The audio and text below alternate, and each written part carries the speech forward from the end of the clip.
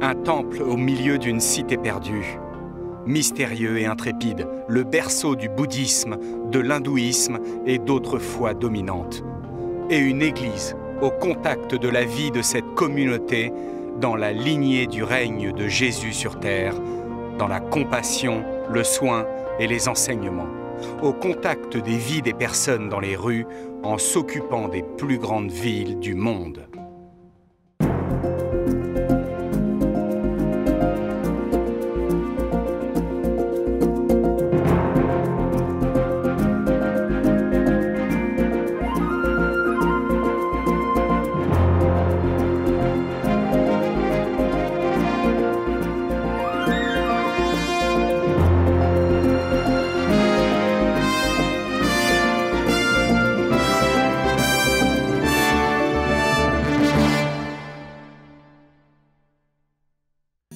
Un temple dans la ville, division Asie-Pacifique Sud.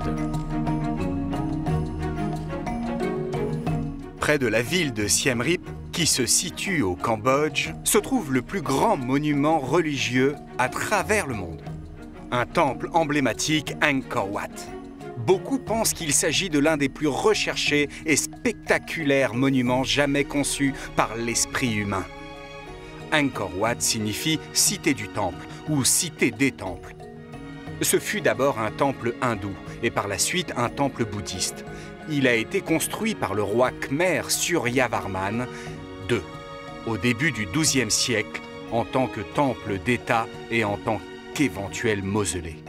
Angkor Wat est aujourd'hui le symbole du Cambodge.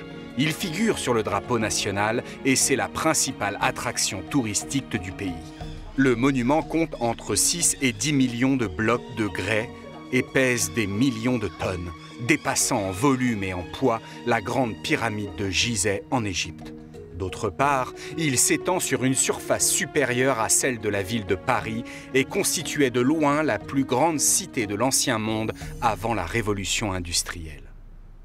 L'Asie du Sud-Est compte une multitude de religions et de populations et aucun pays n'est homogène. L'islam est la religion qui est la plus largement pratiquée dans cette région, où se trouve également le pays musulman le plus peuplé du monde, l'Indonésie. L'hindouisme domine dans certaines îles telles que Bali. Le christianisme prévaut dans les Philippines, la Nouvelle-Guinée et le Timor.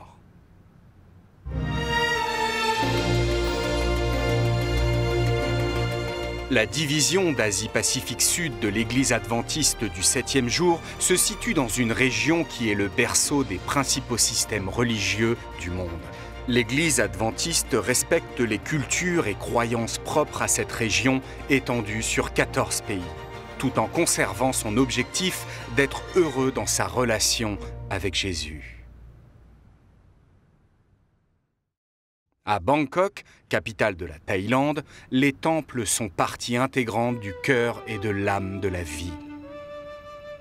L'architecture est à couper le souffle et les décorations scintillantes brillent délicatement sur des milliers d'éléments de verre colorés et de structures en céramique. L'or éblouissant et les fragments brillants sont sans doute à l'origine d'un des surnoms de Bangkok, la Cité des Anges. La capitale de la Thaïlande est également la plus grande ville du pays. Voici Lek, il est chauffeur de taxi. Lek et sa femme Mai viennent d'être baptisés grâce au travail d'un pionnier de la mission adventiste qui n'est autre qu'un missionnaire volontaire. Le couple aime tellement Jésus qu'ils ont décidé de transformer leur propre maison en église. Lorsque Lek conduit son taxi, il partage la Bible avec ses passagers. Il écoute souvent la parole de Dieu et encourage les autres avec des promesses bibliques. Outre mener ses passagers à destination, il aspire à les guider vers l'amour du Sauveur.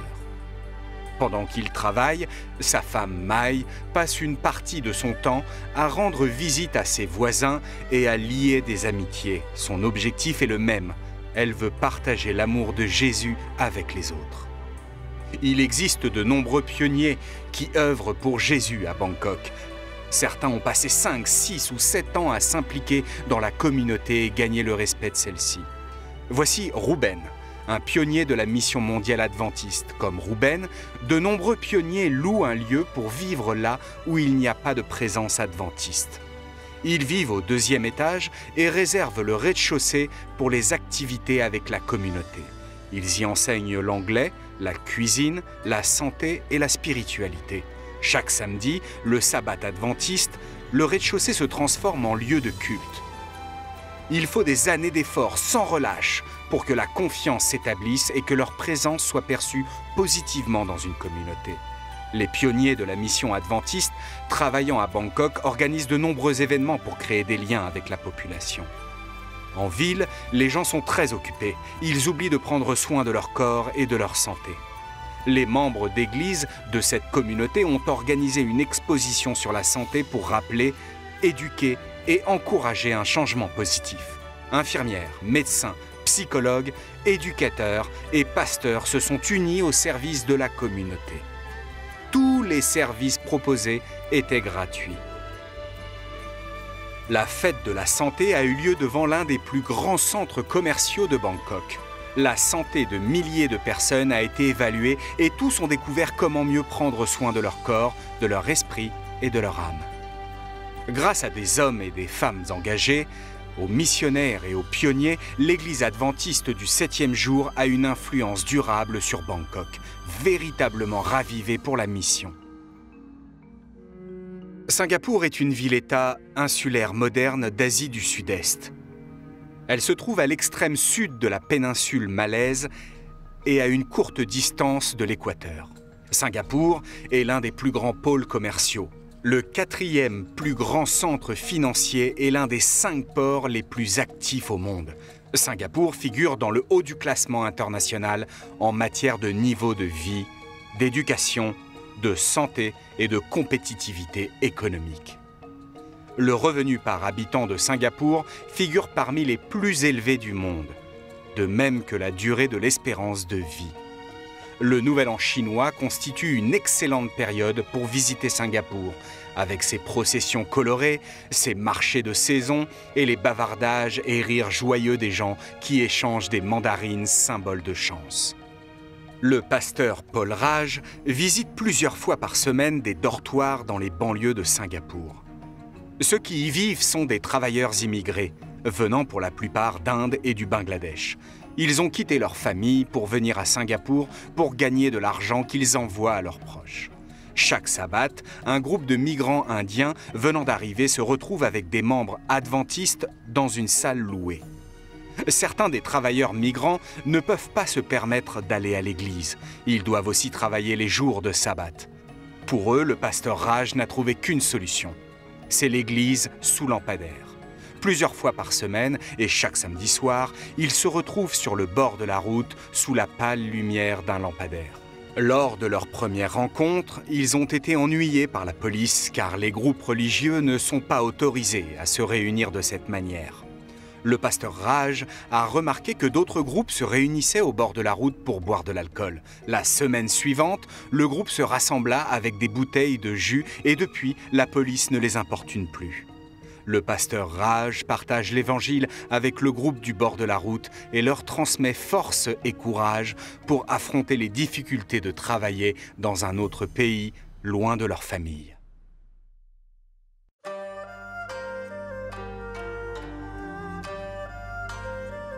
Le Cambodge est un pays de véritables merveilles. Dans ce royaume unique, le moderne se mélange avec l'ancien. Les moines côtoient les hommes d'affaires. Les Khmers sont des hommes et des femmes résistants, qui après des années et des années de guerre et de troubles, sont devenus les hôtes d'innombrables touristes qui viennent visiter le Cambodge. Tim Maddox a travaillé au Cambodge au début des années 90. À la fin de sa mission, Dieu a fait comprendre à son cœur qu'il devait rester dans ce pays et fonder un centre de formation missionnaire. Vous savez, la manière dont Dieu me parlait était tellement audible pour m'expliquer ses plans pour nos vies qu'il était clair que c'était inévitable, que cela devait se produire. Tim et Wendy ont utilisé leurs économies pour acheter un terrain de 17 hectares. Ils ont commencé à construire un centre de formation, une église, puis également une école et un orphelinat. Ça a été vraiment incroyable de voir le travail de Dieu au cours de ces 16 années que nous avons passées ici. Et maintenant, c'est si merveilleux de voir les enfants grandir dans la connaissance de Dieu avec de l'espoir et un futur. Le site accueille maintenant un centre de formation pour les missionnaires envoyés dans le reste du Cambodge et en Asie. Un centre médiatique, un orphelinat avec près de 200 enfants qui n'ont plus aucune autre famille et une école avec 350 élèves. À l'arrivée du sabbat, les enfants et les habitants se posent pour méditer sur les nombreux dons de Dieu. Ce qu'ils voient et apprennent ici les rapproche un peu du paradis. Plusieurs d'entre eux ont accepté Jésus comme leur unique sauveur. La Malaisie regroupe 2 pays en un, séparés par la mer de Chine méridionale. Le pays se situe légèrement au nord de l'équateur. Une partie se trouve sur la péninsule malaise et l'autre sur l'île de Bornéo. À Kuala Lumpur, la capitale, les tours jumelles Petronas percent le ciel et se distinguent nettement des autres immeubles de la ville. Elles se démarquent par le fait d'avoir été les immeubles les plus hauts du monde entre 1998 et 2004. Reliées par un pont aérien, elles continuent à être les tours jumelles les plus hautes du monde.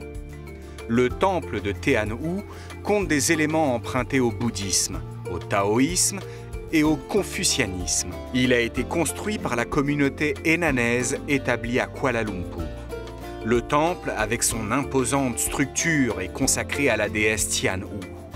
La salle de prière accueille 3 autels, avec chacun une sculpture d'une divinité ou de la déesse. L'Indonésie se compose de plus de 17 000 îles et est le 4e pays le plus étendu du monde. Avec plus de 250 millions d'habitants, c'est le plus grand pays musulman de la planète. Les îles comptent de nombreux volcans, forêts, plages et quelques-unes des plus grandes villes d'Asie.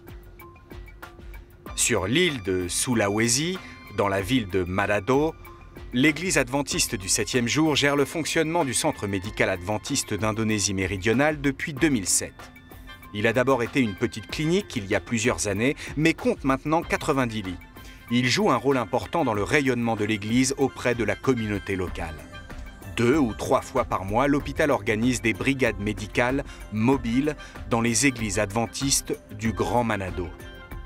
Ces cliniques ambulantes aident les églises locales à entrer en contact avec les communautés isolées. L'Église mène également des campagnes d'évangélisation en parallèle de ces brigades. Et cela fait que de nombreuses personnes rejoignent l'Église. L'hôpital en soi compte une unité de chirurgie, une salle d'urgence, un laboratoire, de même qu'un service de pédiatrie et de soins pour adultes. Et chaque acteur joue le rôle de point de contact avec la communauté locale, où les personnes recherchent la paix au même titre que la guérison. Fardi Malanda est le chapelain de l'hôpital et il explique son rôle dans le ministère de l'hôpital. Ils prient ensemble et je leur enseigne par là même la parole de Dieu. Je lis les Saintes Écritures et les prières de guérison en particulier. Je leur dis que s'ils croient en Jésus et s'ils croient en sa parole, il n'y aura pas de problème pour eux, pour ceux qui ont la foi. Jésus l'a dit, ils guériront. Le Myanmar est situé entre la Chine, l'Inde, le Bangladesh, la Thaïlande et le Laos. Le Myanmar affronte de nombreux défis économiques. Conflits politiques et tensions financières se succèdent depuis son indépendance en 1948. La plupart de la population du Myanmar est bouddhiste. Et la ville portuaire de Rangoon héberge le temple de la pagode géante. Tous les jours, les gens viennent ici pour prier et pour brûler des encens pour Bouddha. Le temple doré est un monument impressionnant dans le paysage de Rangoon. Le séminaire adventiste de Rangoon se trouve dans la banlieue de la ville. L'école est actuellement divisée en une série de petits bâtiments. Les salles de classe sont remplies d'enfants avides d'apprendre. Ils étudient les maths, les arts du langage, l'anglais, les sciences et reçoivent des enseignements relatifs à Jésus. Ils adorent aussi s'amuser. Le séminaire adventiste de Rangoon a maintenant dépassé sa capacité d'accueil. L'école compte plus de 450 élèves et il existe une longue liste d'attente de familles impatientes que leurs enfants entrent dans cette école.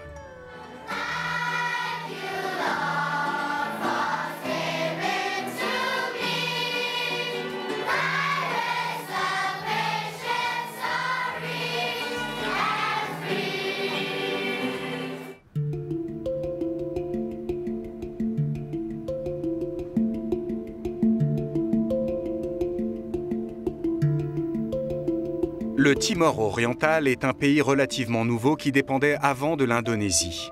Malgré sa liberté de culte, le Timor oriental hésite à accepter de nouveaux groupes qui pourraient potentiellement provoquer des conflits et diviser à nouveau cette nation.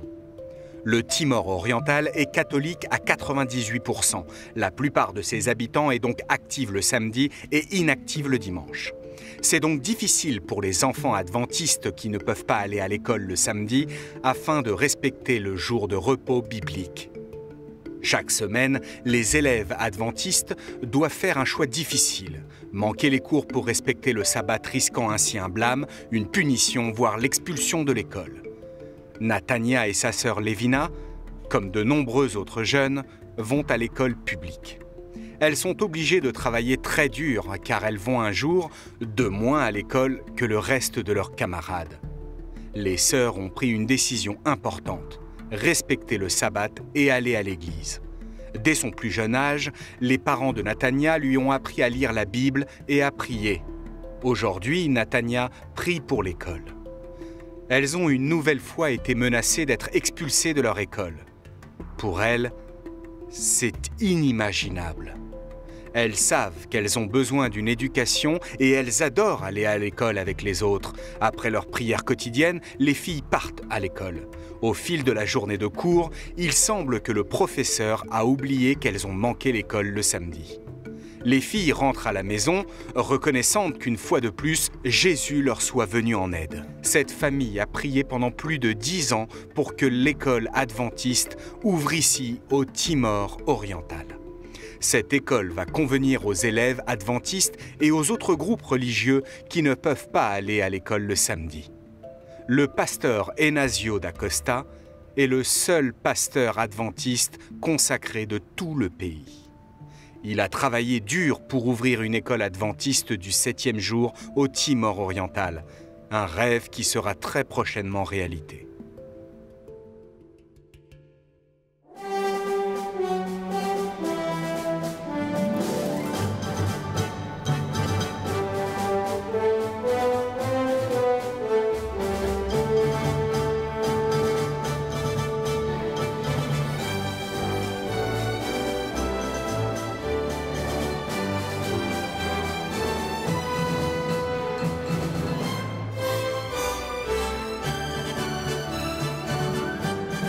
Révélation d'espoir avec Ted Wilson.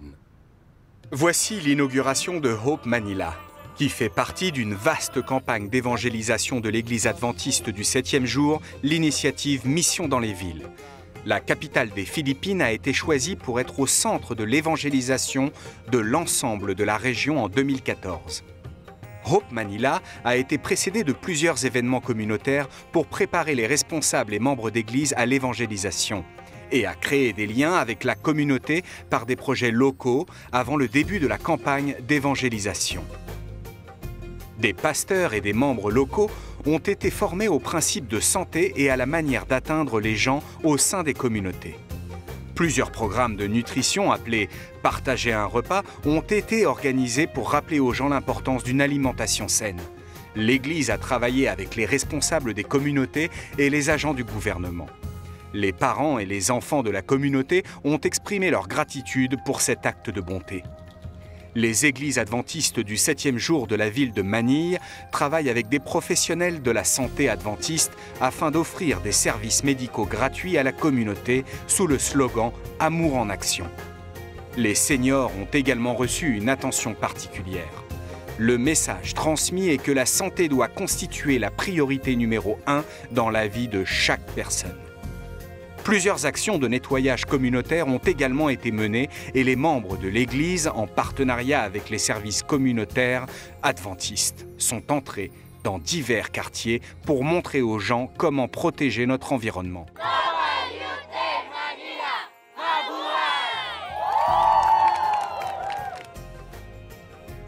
Rien ne vaut la saveur rafraîchissante de la pastèque, le matin en particulier au lieu d'une cigarette. Voilà comment les jeunes de Muntinlupa montrent leur compassion à la communauté. Les jeunes sont descendus dans les rues pour distribuer de la pastèque à ceux qu'ils voyaient fumer. L'initiative a particulièrement plu aux habitants de cette communauté. Un simple rappel de certains principes exprimés par ces jeunes leur a permis de conquérir l'estime de nombreuses personnes. Quant à ces jeunes, ils prient pour que la santé règne dans la communauté. C'était Edouard Rodriguez, en direct live sur Hope Today.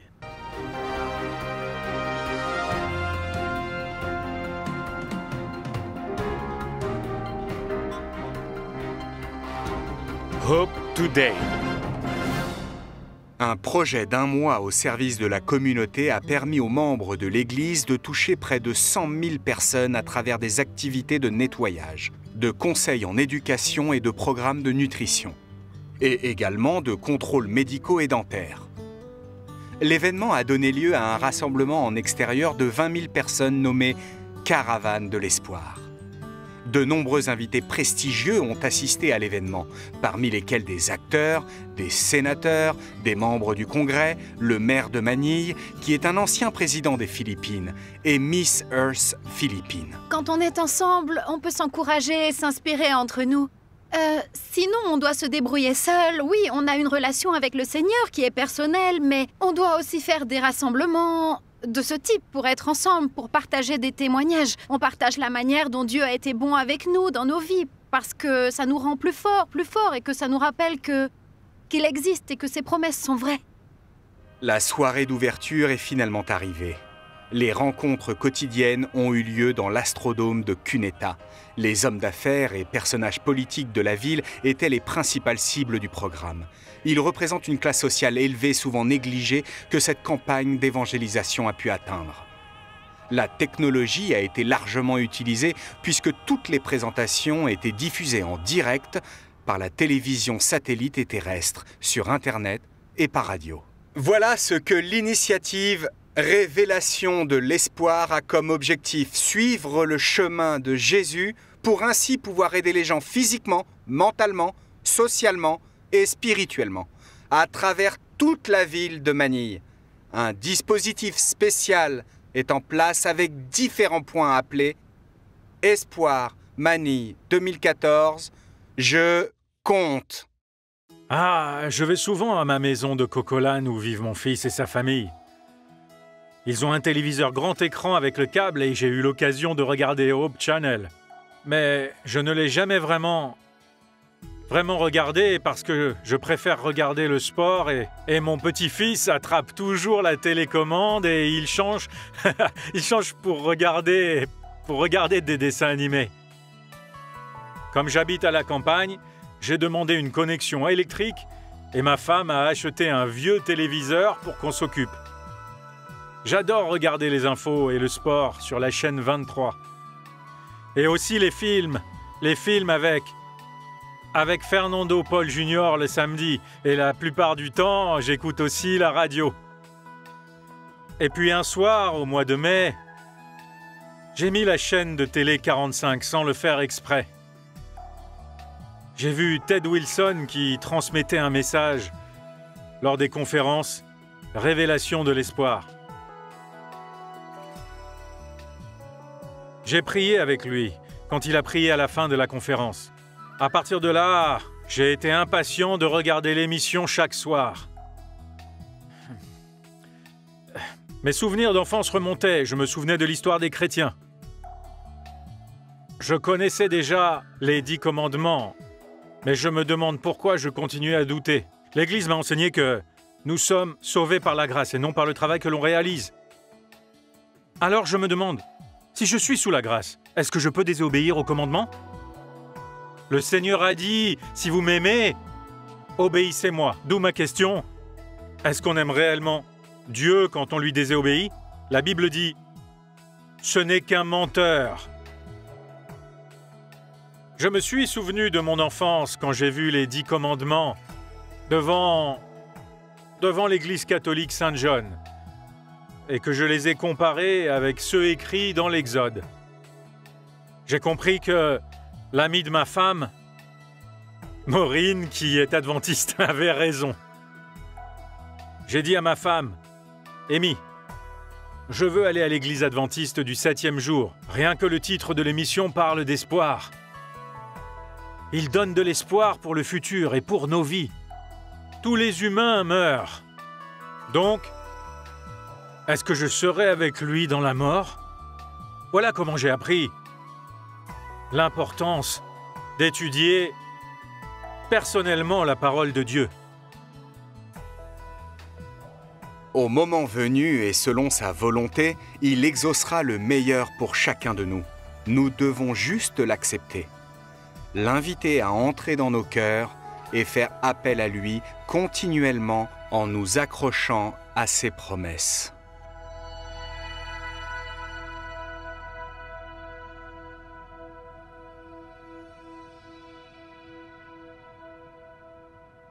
On croit que les temples d'Angkor Wat ont été construits par les rois en tant que lieu de culte pour leurs dieux. Alignés avec les étoiles, décorés avec un art religieux élaboré, les temples d'Angkor ont été des instruments pour relier les humains au divin. En tant que chrétiens, nous savons qu'il n'est pas nécessaire de construire de telles structures pour être reliés à Dieu. La bonne nouvelle de Jésus, c'est que lui, étant Dieu, n'a vraiment pas hésité à descendre sur la terre pour prendre la forme d'un simple serviteur afin de supporter la mort, pour que nous puissions vivre. C'est ce Dieu que nous servons et ce que nous avons besoin de clamer, comme le fait si pieusement et avec tellement de succès l'Église adventiste dans cette région du monde. Comme il y avait de grandes villes par le passé, il y a de grandes villes aujourd'hui. Là où la plus grande partie de la population mondiale vit maintenant, en aidant de la manière dont l'a fait Jésus, en allant parler aux gens, en les soignant, en s'occupant d'eux, en montrant de la compassion, nous pouvons intentionnellement, avec le pouvoir du Saint-Esprit, atteindre les gens de ces grandes villes. La cofondatrice de l'Église adventiste du 7e jour et prophète Ellen G. White a écrit « Quand on travaillera dans les villes comme Dieu le souhaite, le résultat sera la mise en œuvre d'un mouvement puissant comme encore jamais vu auparavant. » Je crois bien que nous sommes en train de voir un tel mouvement maintenant.